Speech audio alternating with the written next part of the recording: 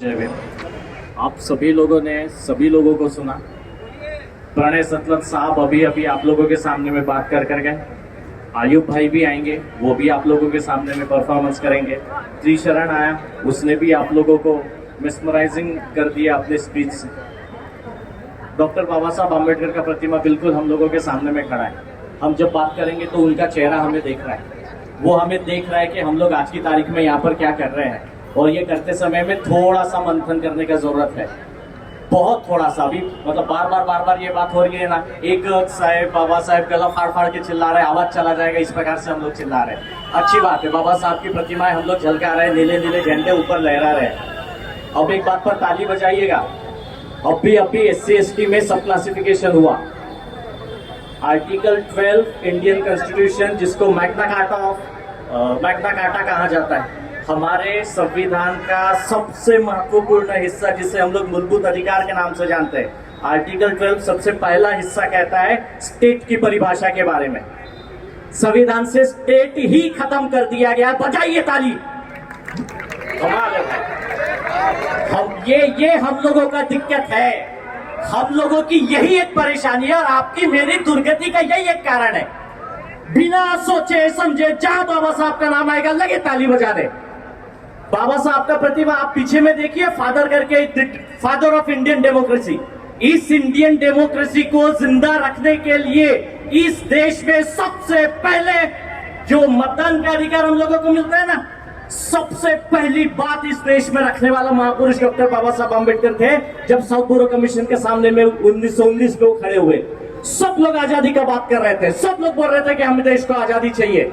लेकिन इस देश के रहने वाले लोगों को, जो मुलाजिम है, जो मजबूर है, जो गरीब है, जो वंचित है, जो पीड़ित है, ऐसे व्यक्ति को भी मतदान का अधिकार मिलना चाहिए। ऐसा व्यक्ति भी इस देश के सरोकार में हिस्सा बनना चाहिए। इसलिए पूरे देश में ये बात रखने वाले महापुरुष सबसे पहले बाबा साहब आम्बेडकर थे। इस देश में डेमोक्रेसी की नींव उन्होंने रखी, नहीं मानी गई। साइमन कमीशन आया, साइमन कमीशन का सबने विरोध किया, बाबा साहब ने स्वागत किया। फिर वहां पर बात हुई एडल्ट फ्रेंचाइजी की, प्रौढ़ मताधिकार, बहुत आलोचना हुई, बहुत भला बुरा कहा गया। बाबा साहब बोले कि इस देश में चाहे लोग पीड़ित हो, चाहे वंचित हो, चाहे अशिक्षित हो, चाहे गरीब हो, उनमें विवेक बुद्धि होती है, और विवेक बुद्धि का उपयोग करते हुए वे इस देश के लोकतंत्र को जिंदा रखेंगे। हमने पूरी तरह से उसको रिवर्स कर दिया। हमें हमारे देश में प्रौढ़ मताधिकार का अधिकार मिला आजादी के पहले दिन से। पुरुषों को मिला, महिलाओं को मिला, तृतीय पंथियों को भी मिला, सिर्फ बाबा साहब आम्बेडकर वजह से। इस डेमोक्रेसी को जिंदा रखना आपकी मेरी जिम्मेदारी है। अभी ब्रॉडकास्टिंग बिल लाया गया, संसद में पेश किया गया, ताकि आपकी आवाज बंद कर दी जाए। बजाइए ताली, बोलिए डेमोक्रेसी की जय। बाबा साहब आम्बेडकर का नाम लेकर the father of Indian democracy हम लोग बोल बोल के लहरा रहे हैं इस चीजों को। बाबा साहब का प्रतिमा हम लोगों के सामने में है। बाबा साहब हमें देख रहे हैं कि ये बच्चे क्या कर रहे हैं मेरे। SC ST का सब क्लासिफिकेशन हुआ, साहब आपके आरक्षण की ऐसी तैसी कर दी। बोलिए संविधान जिंदाबाद। बताइए कि इस देश का संविधान हम लोग चिरायु रखेंगे, कैसे रखेंगे? खत्म हो रहा है। फंडामेंटल राइट का सबसे पहला आर्टिकल खत्म कर दिया गया, स्टेट में से सारी संस्थाएं बंद हो रही है। बताइए कैसे आप संविधान को जिंदा रखोगे? बर्बाद कर दिया जा रहा है। शिक्षा आपका मूलभूत अधिकार है कि नहीं? सारी सरकारी शिक्षाएं बंद हो रही है, सरकारी संस्थानें बंद हो रही है, कैसे संविधान जिंदा रखेंगे? चिल्ला चिल्ला कर वो भी। अब भी जब सब क्लासिफिकेशन के विरोध में इस ही जगह पर मंच बनाया गया था विरोध करने के लिए, यहां एक मंच था, यहां एक मंच था, BRSP का अलग मंच था, BSP का अलग मंच था, युवकों की अलग रैली थी, और यहां से नारे क्या लग रहे थे? आवाज दो हम एक। यहीं पे 10 टुकड़े थे, यहां इस चौक पे, यहीं पर मंच लगा हुआ था, और यहां बात हो रही थी आवाज दो हम एक है। बाबा साहब का मजाक उड़ाने के लिए आए हो यहां? ये बात करेंगे हम लोग बाबा साहब की प्रतिमा के सामने में, बोलेंगे बाबा तेरी जय जयकार हो जब तक सूरज चांद रहेगा। जिस रमाई के बारे में हम लोग बार बार बोलते हैं, नांदन नांदन उनके सैक्रिफाइस का हम लोग बार बार उल्लेख करते हैं, 4 बच्चे गवाए गए हैं। गंभीरता को समझिए, विचार भी करोगे तो आंखों से पानी आएगा। 4 बच्चे गंवाने के बाद हम लोग कितनी रमाई है जो हम अपने खुद होकर बाबा साहब बना सकते हैं? बताइए, कौन सी महिला अपने पति को यह कहती है कि घर पे मत बैठ, आज मटन नहीं खाएंगे, चल बिहार में जाते हैं, रहने दे, आज कुछ नहीं करते, किसी अनाथ आश्रम में जाते हैं, चल किसी बच्चे को गोद लेते हैं, चल आज हम लोग केरला का टूर नहीं करेंगे, हम लोग ये पैसा किसी गरीब बच्चे को दान करेंगे, उसकी शिक्षा को स्कॉलरशिप देंगे। कितनी रमाई है जो बाबा साहब खड़ा कर सकती है? कितने बाबा साहब है जो बोलेंगे रमाई को कि नहीं, हम लोग नहीं जाएंगे हनीमून पे, हम लोग जाएंगे किसी अनाथ आश्रम में, हम लोग जाएंगे किसी बच्चे की स्कॉलरशिप की फीस हम लोग दे देंगे। सिर्फ बातें करने से कुछ नहीं होता साहब, हम लोग यही कर रहे हैं। आप समझने का कोशिश करिए। डॉक्टर बाबा साहब अंबेडकर अंतरराष्ट्रीय विमानतल नागपुर में है। उस विमानतल के बिल्कुल वो महत्वपूर्ण चौक पर परम पूज्य डॉक्टर हेडगेवार चौक है। कहां आंदोलन हुए थे? कौन बोला था कि नामकरण होना चाहिए? हम लोग नामांतरण के लिए अपने कितने लोगों को बलिदान कर दिए। यहां नामांतरण ऐसे ही हो जाता है।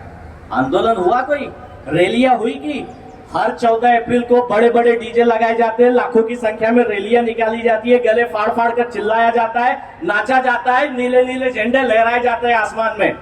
हर जगह पर बोला जाता है कि बाबाचा दरारा जीते जातील तिथे राहतील। हर जगह पर बोला जाता है। बताइए दरारा किधर है भाई?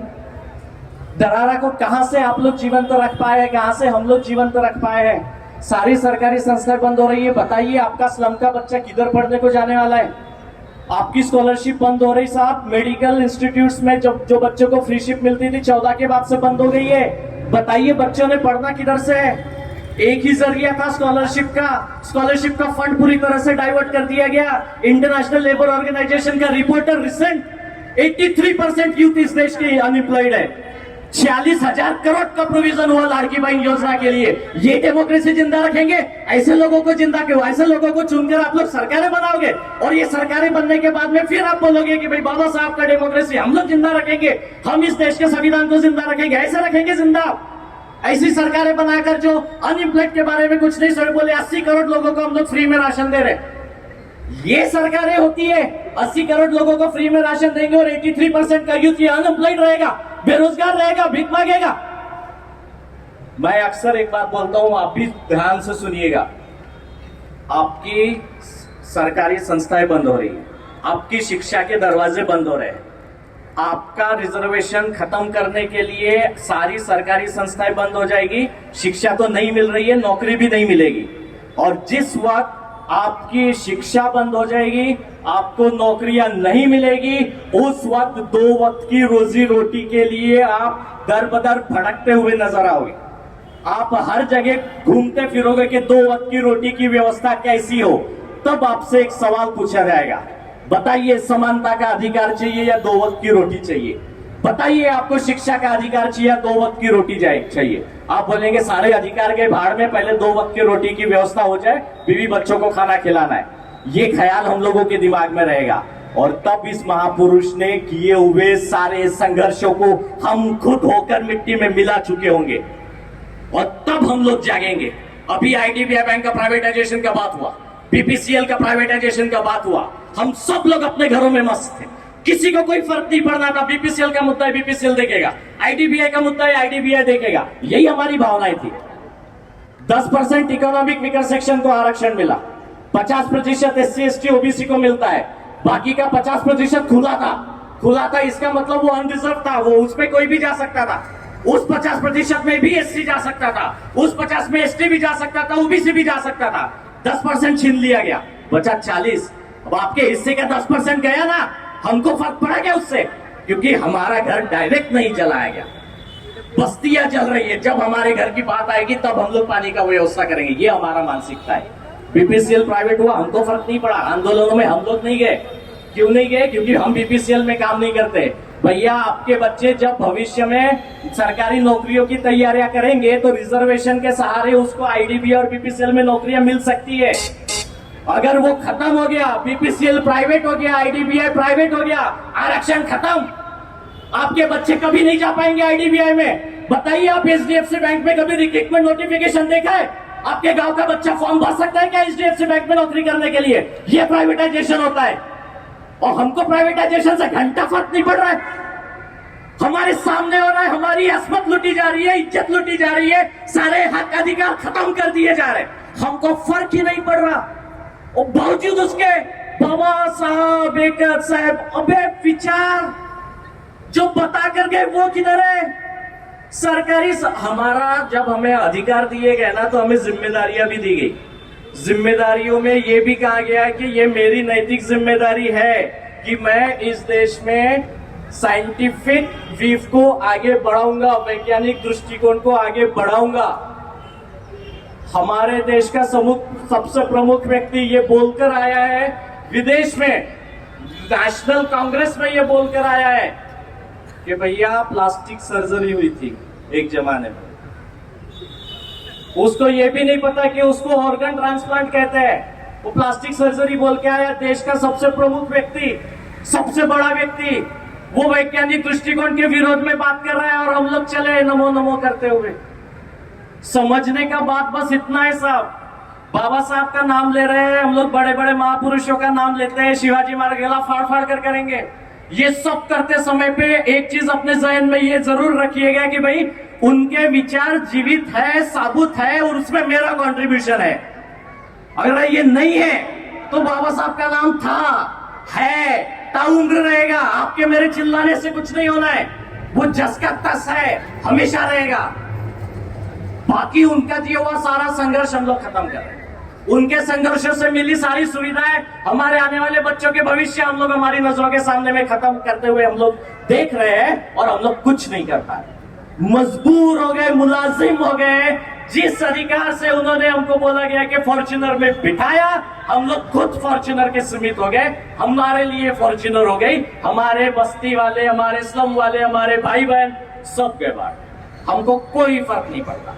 मैं सरकारी नौकरी पे हूं, मेरा बच्चा प्राइवेट स्कूल में पढ़ेगा, मेरा बच्चा विदेश में जाकर पढ़ेगा, अच्छी नौकरी करेगा, और वो अपना भविष्य बनाएगा, अपने परिवार का भविष्य बढ़ाएगा। मेरे बाजू वाले लड़के के पास में प्राइमरी स्कूल में जाने के लिए पैसा नहीं है, मुझे फर्क नहीं पड़ता। ये बाबा साहब के विचार है। इस तरह से हम लोग बात करेंगे। कर्मवीर भाऊराव पाटिल का बोले आज जन्म दिवस है। कर्मवीर भाऊराव पाटिल ने अपनी बड़ी बड़ी, वो किर्लोस्कर में काम करते थे, आप जानते होंगे, नौकरी छोड़कर सरकारी संस्थाएं मतलब शिक्षण संस्थाओं को बढ़ावा देने के लिए हॉस्टल्स खोले, जातिगत हॉस्टल्स खोले, ताकि किसी भी प्रकार का एक्सप्लॉयटेशन या डिफरेंशिएशन ना हो। हम जब इनका बात करते हैं ना साहब, तो हमारे रोंगटे खड़े होते हैं कि उनके संघर्षों के सामने में हम लोग उनकी प्रतिमा के सामने में क्या दिखाना चाह रहे हैं। हम लोग बाबा साहब के सामने में नीला झंडा लहरा है, जोर जोर से बाबा साहब बेकर साहब चिल्ला भी रहे हैं, और वहीं पर हम लोगों को दिख रहा है कि उनके बनाए हुए संविधान को, उनके दिए हुए लोकतंत्र के मूल्यों को हमारे सामने में खत्म किया जा रहा है। हमको फर्क नहीं पड़ता। जब हम लोगों के सामने में, आप लोगों ने इंस्टीट्यूशनल मर्डर्स के बारे में सुना होगा, आप लोगों ने वेमुला सुना है, आप लोगों ने सोलंकी सुना है, आप लोगों ने पायल तड़वी सुना है।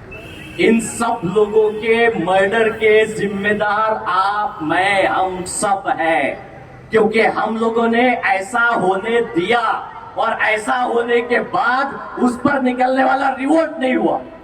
हम लोग हमेशा बोलते हैं, 2 मिनट में अपनी बात रख के खत्म करता हूं। हम लोगों ने अभी देखा कि दीक्षा भूमि पे पार्किंग बनाई जानी थी, सारे के सारे लोग गए हमला लेके, सब लोगों ने विरोध किया, पार्किंग बंद हुई, गड्ढे बुझाने शुरू हो गए। ये आपके संघर्षों की वजह से हुआ, लेकिन इस पर फक्र करने का जरूरत नहीं है, क्योंकि वो भौतिक वस्तु थी। आपके जो आप संगठित होते हो, जो रिवॉल्यूशनरी चीज वहां पर दुनिया की सबसे बड़ी हुई, उसका काउंटर रिवॉल्यूशन करने के लिए पार्किंग का बात हुआ। आप लोगों ने विरोध किया, वो खत्म हो गया, अब वहां पर नहीं होगा। ये आप लोगों की जीत है, लेकिन फक्र मत करिए, क्योंकि उनका विचार था कि हम लोग ये कर सकते हैं, और उन्होंने करने का पूरा दमखम दिखाया। ये हम लोगों का हार है कि वो हम लोगों से डरते नहीं है। हम लोगों होते हुए भी उन्होंने वो विचार किया, लेकिन अभी यहाँ पर ये गोवारी गोंड समाज का आमरण उपोषण चल रहा है। यहाँ पर आए दिन हर समाज के लोग अपनी अपनी मांगों को लेकर आमरण उपोषण करते हैं। उनकी भी एक जस्टिफाइड डिमांड होती है, हम लोग कभी वहां खड़े नहीं होते। सारी की सारी पॉलिसीज जो बाबा साहब अम्बेडकर इस देश के संविधान में देकर गए, सारी की सारी बंद करने के कगार पर ये सरकारें हैं। और ये सब होते हुए हम लोग उस आंदोलन में कहीं पर भी नहीं। हम लोग दीक्षा भूमि के आंदोलन में जरूर गए और जीत हासिल की, लेकिन जब आपकी इंस्टीट्यूशंस बंद हो रही है, जब आपकी स्कॉलरशिप के लिए आंदोलन निकाले जाते हैं, उस आंदोलनों में हम नहीं होते और वो स्कॉलरशिप बंद हो जाती है। भारती की सारी ट्रेनिंग्स बंद हो गई। हम लोग आंदोलनों में कभी नहीं गए और गए भी तो हम लोग कभी जीत हासिल नहीं कर पाए। दीक्षा भूमि का जीत आपने हासिल किया, रिलीजियस था, हमको लगा हमारी भावनाओं से है, हमारी अस्मिता से जुड़ा हुआ है। ये चीज आपकी जिंदगी से, आपके भविष्य से जुड़ी हुई है। आपका भविष्य बर्बाद किया जा रहा है आपका स्कॉलरशिप बंद करके। आपकी आने वाली पीढ़ियां नपुंसक पैदा होगी जब उनके पास में पढ़ने के लिए शिक्षा नहीं होगी, दो वक्त की रोटी के लिए रोजगार नहीं होगा। आपकी आने वाली पीढ़ियां मजदूर पैदा होगी। इस देश की आजादी से पहले, इस देश में संविधान लागू होने से पहले जिस तरह हम पैदा होते थे ना, जानवरों की तरह पैदा हो जाएंगे, मर जाएंगे किसी तरह, माँ बाप संघर्ष करेंगे, दो वक्त की रोटी की व्यवस्था करेंगे, हम लोग खा लेंगे, जी लेंगे, मर जाएंगे। आने वाली पीढ़ियां इस तरह से पैदा होगी। क्या ये बाबा साहब का सपना है? क्या ये बाबा साहब का भारत है?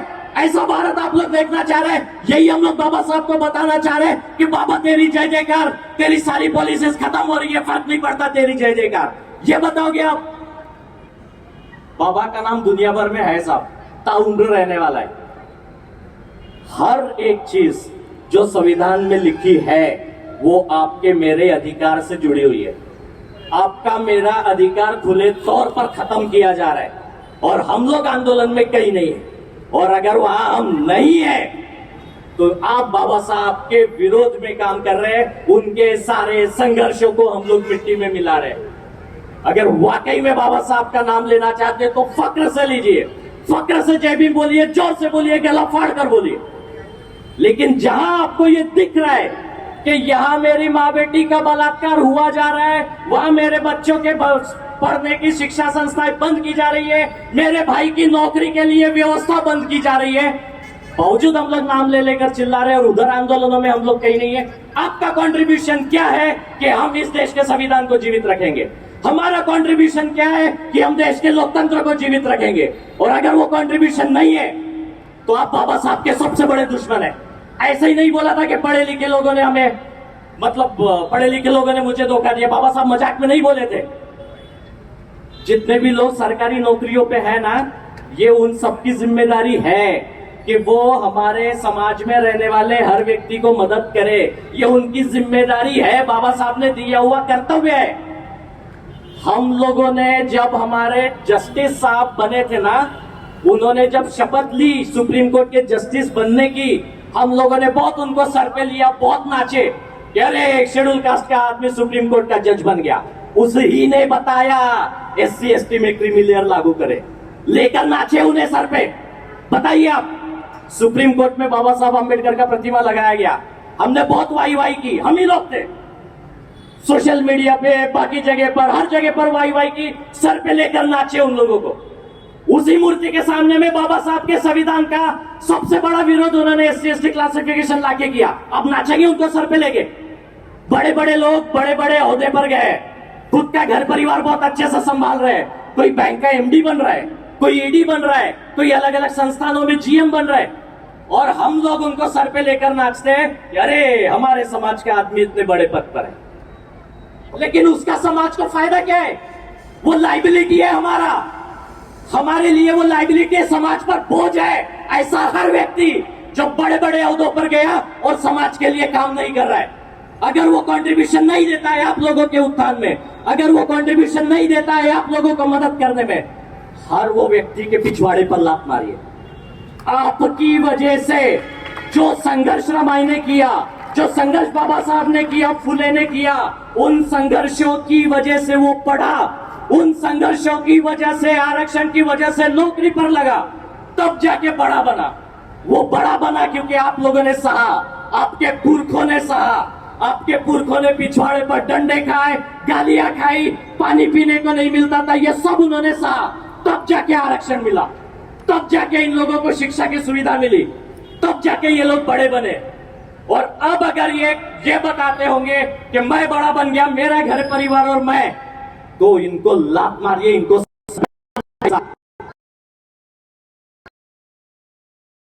नहीं है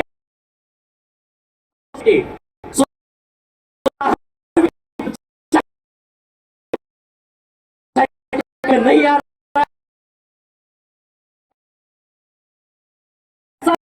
ये आप जो कुछ भी है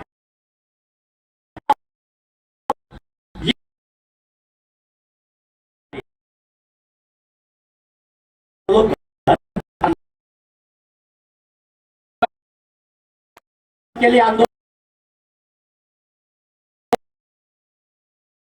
उतर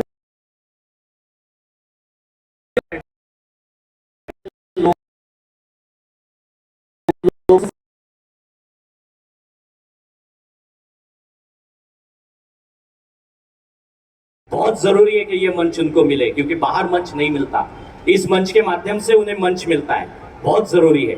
लेकिन ये आप एंटरटेनमेंट की तरह मत लीजिए, एंटरटेनमेंट करने का हक अधिकार हम लोगों को नहीं है, क्योंकि हमारी पीढ़ियां खतरे में है। और मजबूर पीढ़ियां पैदा मत करिए साहब, मजबूत पीढ़ियां पैदा करें। आने वाले समय में संघर्षों के लिए हमको तैयार रहना है। एक इलेक्शन हो गया, आने वाला इलेक्शन बाकी है। इस इलेक्शन में हम लोग बहुत कुछ उखाड़ नहीं पाए, संस्थाएं अभी भी उनकी है, सरकारें अभी भी उनकी है, बहुत ज्यादा फर्क नहीं पड़ा है। इस बार फर्क पड़ना चाहिए। डेमोक्रेसी को जिंदा रखना है ना, तो उन व्यक्तियों को जिताइए जो साइंटिफिक टेम्पर को जिंदा रखते हैं, जो बाबा साहब के विचारों को वास्तविकता में अमल में ला सकते हैं। अनुसूचित जाति में जन्मा हर व्यक्ति अंबेडकरवादी नहीं होता। शेड्यूल कास्ट में, शेड्यूल ट्राइब में, ओबीसी में जन्मा हर आदमी अंबेडकराइट नहीं होता। बाबा साहब की प्रतिमा पर माल्यार्पण करने वाला हर आदमी अंबेडकराइट नहीं होता। समझिए मंसूबों को, समझिए विचारों को, समझिए उनकी कार्यप्रणाली को। नहीं समझ सकते, बाबा साहब का काय का पढ़ा लिखा समाज है, क्या समझ रहे हैं? कुछ नहीं कर पाएंगे हम लोग। इसलिए जो शेड्यूल कास्ट में पैदा हुआ वो बाबा साहब का बच्चा है, ऐसा नहीं है। जो भले ही मुस्लिम समाज में पैदा हुआ हो, भले ही ब्राह्मण समाज में पैदा हुआ, बाबा साहब के विचारों को लोगों के बीच बीच तक अगर वो रुझान करता है तो वो अंबेडकरवादी है। ये चीज समझ के लीजिए। आपका आदमी है, इसलिए उसकी बार बार बड़ाई करेंगे, माल्यार्पण करें, बंद करिए। बाबा साहब का नाम लेने वाला हर आदमी अंबेडकराइट नहीं होता। अंबेडकराइट बनने के लिए संघर्ष करना पड़ता है, रास्ते पर उतरना पड़ता है और सैक्रिफाइसेस करने पड़ते हैं। We are the products of their sacrifices. उनके संघर्षों के हम प्रतीक हैं, हम उसका रिजल्ट है। और अगर हम संघर्ष नहीं करेंगे, आने वाली मजबूर पीढ़ियां हम लोग तैयार करेंगे। ये बाबा साहब का सपना नहीं है। बाबा साहब को अगर वाकई में जीवित रखना है, आने वाले भविष्य में आने वाले बच्चों को, आने वाली पीढ़ियों को एक अच्छा भारत देने की जिम्मेदारी आपकी है। ये आपको करना पड़ेगा। नहीं कर सकते तो बंद करिए। एक लास्ट लाइन के 1947 से लेकर 2014 तक हम लोगों ने गांधी जी का भारत देखा है, जिया है, महसूस किया है। 2014 से लेकर आज की घड़ी तक हम लोग हेडगेवार और सावरकर जी का भारत देख रहे हैं, जी रहे हैं, महसूस कर रहे हैं। अंबेडकर का भारत हम लोग पैदा नहीं कर पाए। इस देश का सबसे बड़ा महापुरुष, इस देश में जब वो ये बना था ना, क्या कहते हैं उसे, कॉन्स्टिट्यूएंट असेंबली जब बनी थी, संविधान सभा बनी थी, पूरी संविधान सभा में सबसे पढ़ा लिखा आदमी बाबा साहब अंबेडकर था। पूरी संविधान सभा में उस अंबेडकर का भारत हम लोग पैदा नहीं कर पाए। हम लोग करोड़ों की संख्या में है, करोड़ों की संख्या में जोर जोर से जितना हम लोग चिल्लाएंगे, किसी की मजाल नहीं है उतना चिल्ला सके, इतना हम लोग चिल्लाते हैं। लेकिन अंबेडकर का भारत हम लोग पैदा नहीं कर पाए, ये हमारी दुर्गति का कारण है। इसलिए अंबेडकर का भारत पैदा होगा तो आपकी पीढ़ियां अच्छा जीवन जी सकती है, वरना गुलाम पीढ़ियां पैदा मत करिए। शुक्रिया, जय हिंद।